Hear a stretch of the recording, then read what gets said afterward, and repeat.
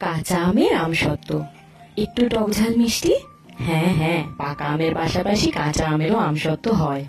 বানানোর জন্য কাঁচা আম টুকরো করে কেটে সেদ্ধ করে নিলাম। এবার ডাল কাটার সাহায্যে একটু মিহি করে নেব।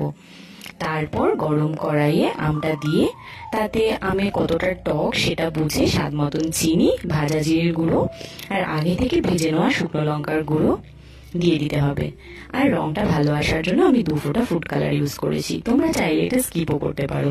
এবার ভালো করে আমটাকে টানিয়ে নিয়ে জলটা শুকিয়ে নিতে হবে। একদম জলটা শুকিয়ে এলে তারপর নামিয়ে থালাতে ঘি কিংবা তেল ব্রাশ করে দিয়ে দাও রোদে 3-4 দিনের জন্য। ঘি বা তেলটা কিন্তু একটু বেশি করেই ব্রাশ করো, তাহলে আমসত্ত্বটা 3-4 দিন পর তুলতে সুবিধা হবে। ব্যাস, টক ঝাল মিষ্টি আমসত্ত্ব একেবারে 3-4 দিন পর রেডি।